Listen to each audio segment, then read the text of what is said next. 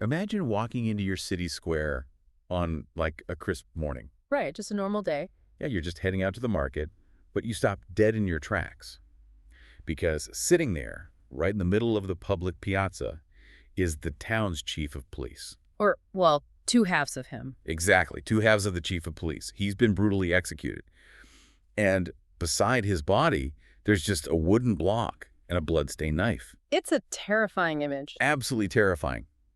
But, and this is the crazy part, according to the most infamous political playbook in human history, this barbaric spectacle is actually like the exact recipe for a peaceful, stable society. Yeah, it really sets the stage. Welcome to today's deep dive. If you're listening to this, you are probably someone who wants to understand how power actually works in the real world, rather than how we politely pretend it works. Right, the harsh reality. We're looking at a stack of texts from the Renaissance today. We've got The Prince, The Life of Castruccio Castracani, and accounts of Duke Valentino. And all of this is written by Niccolò Machiavelli. And that image of the severed police chief, it's jarring. Oh, it's completely shocking. Right, and when we read these passages where a writer is systematically advising leaders on how to, weaponize cruelty, or suggesting they exterminate an entire bloodline just to be safe, it forces a really serious historical question. Yeah, I was hoping we'd start here, actually. It's one of the most fascinating debates surrounding this text. We have to investigate this argument that the prince might actually be a satire. Because when you read the sheer, clinical cold-bloodedness of these instructions, it almost feels like a dark parody. It really does sometimes. Like he's pulling a Renaissance version of Jonathan Swift or something. Was Machiavelli secretly writing this to expose the ruthless logic of tyrants to the public rather than genuinely endorsing these methods? Well, it is a really compelling theory. Jean-Jacques Rousseau actually championed this idea centuries later. Wait, really? Rousseau? Yeah. He argued that Machiavelli was like a secret lover of freedom who just wanted to warn the public about how monarchs operate. And you can find passages that seem so over the top in their brutal pragmatism that they do feel ironic. Right. But, and this is a big but, we have to look closely at the biographical and historical context provided in our sources. When we do that, the satire theory really just falls apart. So he wasn't joking. No, Machiavelli was the ultimate political realist. This is a man who spent 15 years in the grueling trenches of Florentine statecraft. Yeah, he was a diplomat, right? Exactly. He personally negotiated with these warlords. He watched the Florentine Republic flourish, make these idealistic blunders, and then completely collapse. So the introduction to our source text emphasizes that he refused to write of men or governments otherwise than as he found them. Right, he dealt in reality. He wasn't winking at the audience. He wasn't writing a clever spoof. He was looking at Italy, which was, violently fractured and constantly invaded, and he was just stating the brutal math of survival. We have to accept he was dead serious. And to understand his worldview, we really must start with his absolute rejection of utopian thinking. Which is pretty clear early on. Oh, absolutely. In chapter 15, he draws a hard line in the sand. He explicitly states that how one lives is so far distant from how one ought to live that anyone who focuses on what should be done rather than what is actually done is just going to engineer their own destruction. Right, like a good person surrounded by a sea of ruthless people is simply going to get eaten alive. Exactly. You can't operate based on the moral rules of a world that doesn't actually exist. Which brings us to his highly controversial stance on morality itself. He says a ruler who wants to survive has to learn how to do wrong and to make use of it or not according to necessity. Wow, how to do wrong. Yeah. He argues that pursuing what looks like traditional moral virtue can directly lead to a state's ruin, while adopting what looks like a vice actually brings security and prosperity to the public. Okay, let's unpack the mechanics of that. Yeah. Because it leads straight into, I think, the most famous dilemma in the entire book. Is it better to be loved or feared? Exactly. Is it better to be loved or feared? It is the eternal question of leadership. Yeah. And, Machiavelli concedes that ideally a leader would be both. Sure, in a perfect world. Right. But human psychology makes it incredibly difficult to unite love and fear in one person. So when forced to choose, it is vastly safer to be feared. Because love is completely fickle when the stakes are high, right? He goes further than just calling it fickle. He argues that men are naturally ungrateful, cowardly, and covetous. Tell us how you really feel, Niccolò. Seriously. He says love is held together merely by a link of obligation. Because human beings are fundamentally self-interested, they will gladly break that link of obligation whenever it suits their personal advantage. But fear is different. Fear operates on an entirely different psychological axis. It's preserved by a dread of punishment, and that dread never fails. You can always count on a person's desire not to suffer pain. There's a crucial boundary line he draws, though, and I found this fascinating. You should be feared, but you must avoid being hated. Yes, that distinction is everything. Because hatred is what gets leaders overthrown. And the specific mechanism to avoid hatred is actually surprisingly simple. Keep your hands off your subjects' property and keep your hands off their women. Right. It leads to one of the darkest, most memorable observations in the entire text. He says, men more quickly forget the death of their father than the loss of their patrimony. It is a devastatingly cynical, yet, historically validated observation. Yeah. Think about the psychological reality of it. You can execute someone's father for treason, and the initial shock and grief are immense. Of course. But over time, grief fades into the background. However, if you confiscate their family estate, their wealth, their home, their means of survival, they will wake up every single day in poverty. Every single day. Right. Every missed meal is a fresh reminder of what you stole from them. They will curse your name until the day they die, and they will actively plot your downfall. This totally shifts how you interpret his rules on inflicting punishments. Like, he has this specific instruction that if you seize power and have to inflict injuries, you should do them all at one stroke. Yes. I used to hear people compare this to ripping off a Band-Aid, but that metaphor is way too light. Way too light. It's more like a surgical amputation. If a patient has gangrene, a surgeon doesn't chop off an inch of the leg every week. That would be horrific. It would be agonizing torture, and the patient would despise the doctor. You amputate the leg immediately, all at once, to save the patient's life. Exactly. By doing all the terrible things on day one, the public doesn't live in constant creeping terror of what's coming next. But the benefits, the painkillers, those you administer slowly, drop by drop, so the public continually tastes the goodwill. The amputation analogy captures the severity perfectly. If you drag out the violence, society just bleeds to death from anxiety and resentment. Yeah. And we need to see what this theory of pragmatic cruelty looks like when put into practice on the ground. Because Machiavelli doesn't just deal in high-minded philosophy. Right, it brings the receipts. He provides brutal, real-world case studies to prove his point. And the ultimate case study is Cesare Borgia, the Duke Valentino. For Machiavelli, Cesare Borgia is the ultimate masterclass in statecraft. Borgia initially acquired his state through immense fortune, specifically the fortune of his father, who happened to be Pope Alexander VI. Right, good connections. But acquiring a state through luck is easy. Holding it is the hard part.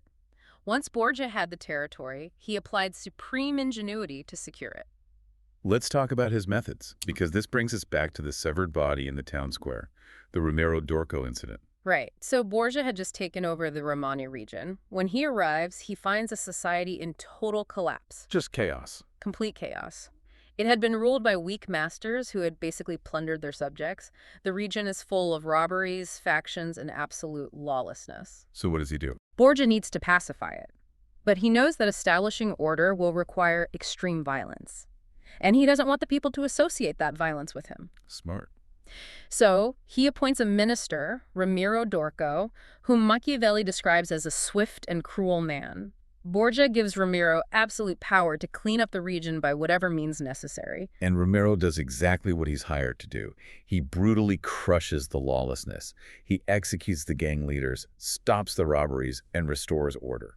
But the psychological fallout is dangerous. The people are terrified. Right. Order has been restored, but the citizens are harboring a deep, simmering hatred for all this severe cruelty.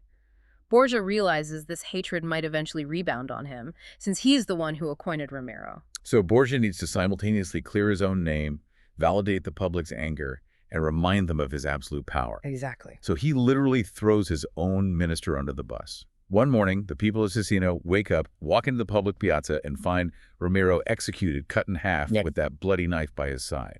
And Machiavelli notes that this barbaric spectacle left the people satisfied and dismayed. We really need to linger on those two words. Yeah. Satisfied because their tormentor, the man who enacted all the cruelty, was dead. They got their vengeance. Right. But dismayed by the sheer, terrifying, unpredictable power of the Duke. Borgia completely insulated himself from the hatred associated with the cruelty while reaping all the societal benefits of the restored peace. It's brilliantly manipulative. But I have to push back here. By praising a leader who delegates violence and then literally cuts his own loyal minister in half to manipulate public opinion, aren't we just endorsing psychopathy? It sounds like it, yeah. Like, how does a leader know when to stop? Doesn't this approach inevitably spiral into an endless reign of terror where no one is safe? That is the crucial tension of the entire book, and it's where surface-level readings of Machiavelli usually get it wrong. Okay. For him, this isn't about psychopathy at all. It is strictly about the economy of violence. The economy of violence. Yes. A reign of terror is actually a failure of statecraft because it breeds hatred. Think about the Romagna before Borgia. Endless disorder, violence, and robbery affecting everyone every single day. Right. A weak leader, out of a desire to look merciful and avoid getting their hands dirty, allows that daily suffering to continue. Oh, I see. Borgia used precise, overwhelming cruelty, the execution of one brutal minister, to permanently end the systemic violence. Machiavelli argues that this makes Borgia far more merciful in the long run. He uses targeted violence as a tool to prevent a massive, ongoing amount of societal suffering. The math of survival. Yeah. A little bit of targeted monstrosity prevents widespread chaos. Exactly. And Borgia doesn't stop with his ministers. He applies this to his political rivals, too. Look at the Senigallia massacre. Oh, that's a classic. Borgia realizes his own allies, families like the Orsini and the Vitelli, are plotting a rebellion against him. He doesn't declare open war. He feigns a reconciliation. He plays nice. Yeah. He turns on the charm, offers them lavish gifts, and invites them to a friendly summit in the town of Senigallia. Once they're comfortably inside his private chambers, he simply has them strangled. The historical irony here is just incredible, particularly regarding one of the men strangled that day, Oliverado da Fermo. Machiavelli dedicates an entire section to Oliverado as a separate case study. Let's slow down and look at Oliverado, because his backstory makes the strangulation feel like pure poetic justice. It really does. Just a year prior, Oliverado had seized power in his own city of Fermo, and he didn't do it through military conquest. He wrote a sweet letter to his uncle, who had raised him, saying he wanted to visit home and show off his retinue. A nice family reunion. Right, so the uncle throws a massive solemn banquet to welcome him, inviting all the chiefs of the city. In the middle of the feast, Oliverado brings up some controversial political topics, invites everyone into a private back room to discuss them. And the trap is sprung. Exactly. The second the doors close, his hidden soldiers jump out and slaughter the uncle and all the city leaders. So Oliverado mastered the art of betrayal to gain power. Yet he completely fell for the exact same tactic when Borgia deployed it against him at Senigallia. Yeah, you get outplayed. It demonstrates that brute physical force and cruelty aren't enough on their own. You can be as ruthless as Oliverado, but if you get outmaneuvered, you still die. Deception is equally vital. Which brings us to the psychology of leadership and his most famous metaphor in Chapter 18, the fox and the lion. Machiavelli explains that a prince must know how to fight with laws, which is the way of men, and with force, which is the way of beasts. Right. Because the laws of men are often insufficient to maintain order or survive ambitious rivals, a leader has to know how to adopt the nature of the beast. But you can't just be one type of beast. You must be a lion to terrify the wolves. But a lion is helpless against hidden traps. So you must also be a fox to recognize the snares. Exactly. Relying solely on the roaring lion, just brute military force, is foolish because a clever adversary will simply outflank you. So how do you balance that? This is where we need to introduce a vital technical concept in Machiavelli's philosophy, virtù. Virtue? Yeah. Now, this sounds like the English word virtue, but it means the exact opposite of Christian goodness or morality. For Machiavelli, virtue means ingenuity, martial spirit, extreme drive, and above all, adaptability. It's about effectiveness.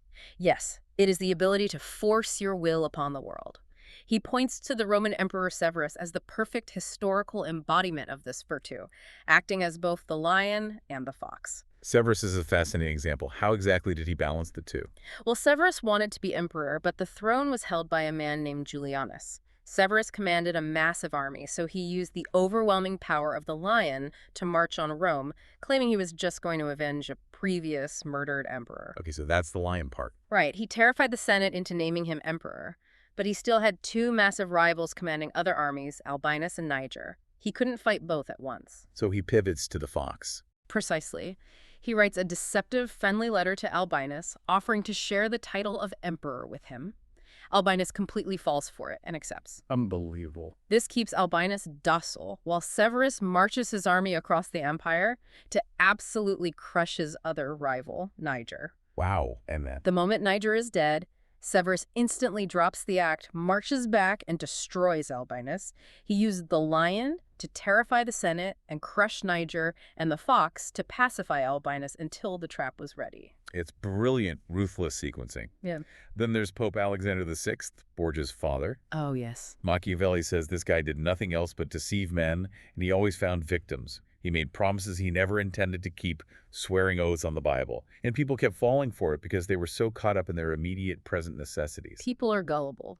But if a leader is constantly acting like a fox, breaking promises, betraying allies, lying openly, won't the public catch on? Like, won't that permanently destroy their reputation and make it impossible to govern? That question leads to the genius caveat of Machiavelli's philosophy regarding optics. He explicitly states that you do not actually need to be merciful, faithful, humane, or religious. Wait, really? Yeah. In fact, strictly observing those qualities can get you killed, but you must always appear to be all of those things. The illusion of morality. He writes, the vulgar are always taken by what a thing seems to be. The vast majority of citizens only see the outward optics of what you appear to be. Right, they aren't in the back rooms. Exactly. Very few people are close enough to actually touch the reality of who you are behind closed doors.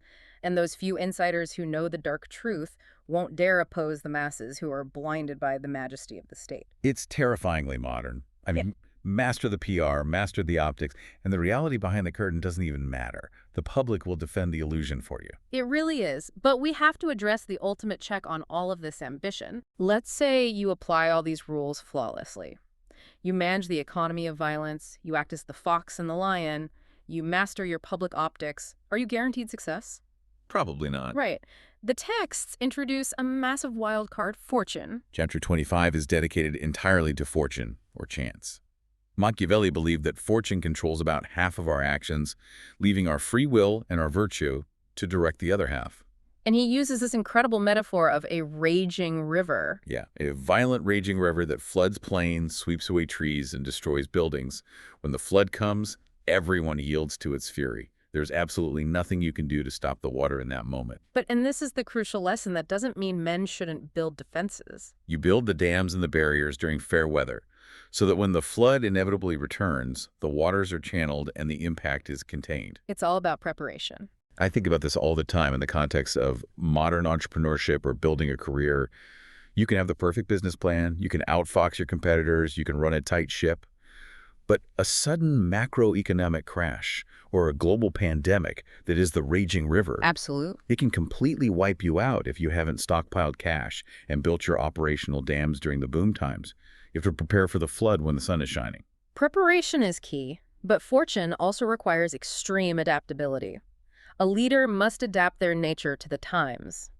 Machiavelli famously, and perhaps controversially, characterizes fortune as a woman, arguing she favors the bold, the adventurous, and the impetuous over those who proceed with excessive caution. And he uses Pope Julius II as a prime example. Yes. Julius was incredibly aggressive and impulsive in his military campaigns.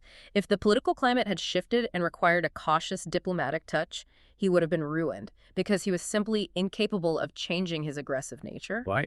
But because his fiery boldness perfectly matched the chaotic spirit of the times, he succeeded brilliantly. But even if your nature perfectly matches the times, and even if you build your dams, you aren't invincible. Look at Cesare Borgia again. Yeah, back to Borgia. Borgia did everything right.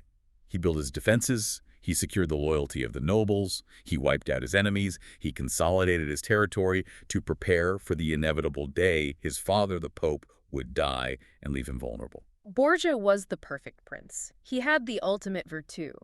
But his story is ultimately a tragedy because he suffered from incredibly extreme bad fortune. The timing was just brutal. His father died suddenly of a fever. That was expected eventually, sure, but what wasn't expected was that at that exact same critical moment, Borgia himself contracted a horrific illness and was on the brink of death. Oh, wow. He later told Machiavelli personally that he had anticipated every possible political scenario for his father's death and had a strategic remedy for all of them. The one thing he never anticipated was that he himself would be physically incapacitated at the very moment he needed to execute his plan. The ultimate mastermind, brought down by a microscopic germ at the worst possible time. It perfectly illustrates the limits of human power. You can maximize your virtue, you can be the perfect fox and the perfect lion, but you can never completely conquer fortune. So bringing this all together for you listening, Machiavelli really isn't this cartoon villain rubbing his hands together in a dark room. He is an exceptionally sharp-eyed, unsentimental observer of human nature. Definitely. He is demanding that leaders stop daydreaming. You have to look at the world exactly as it is: flawed, deceptive, dangerous, and fickle. You have to equip yourself with the adaptability of both the fox and the lion if you actually want to survive and bring about stability. And remember, acquiring this knowledge is only valuable when it is understood and applied. Looking at Machiavelli's river metaphor, it's worth evaluating your own environment. Yeah, that's a good point. Where in your life might you be relying a bit too much on idealism? Are you hoping people will behave as they ought to rather than preparing for how they actually do? Are you using the fair weather to build your dams, or are you just waiting for the raging river to hit? I want to leave you with one final, lingering thought drawn directly from our source texts, specifically the life of Castruccio Castracani. Oh, this is a great story. Castruccio was the ultimate Machiavellian success story. He started with very little, but through sheer virtual wit, boldness, and military genius, he conquered city after city in Tuscany. He perfectly adhered to these rules. He even famously stated it was the victory that brought the glory, not the methods. He was a true lion and fox. He reached the absolute peak of his power. He defeated his greatest enemies and secured his empire. He did. He literally drove the Florentine army into the river. Right. But after his greatest, most hard-fought triumph, how did he die? It wasn't by a sword on the battlefield. It wasn't a clever political conspiracy by a rival fox. No, it wasn't. He simply stood at the gates of the city in a cold wind to welcome his returning soldiers. He caught a fever, and he died a few days later. Just like that. We spent our entire lives building strategic empires, analyzing every social dynamic, trying so hard to master the mechanics of the fox and the lion. But if the ultimate check on all human ambition is just the sheer fragile biology of the human body, a simple gust of cold wind on a victorious afternoon, does mastering the mechanics of power truly give us control? Or is it just necessary illusion we maintain right up until the wind blows?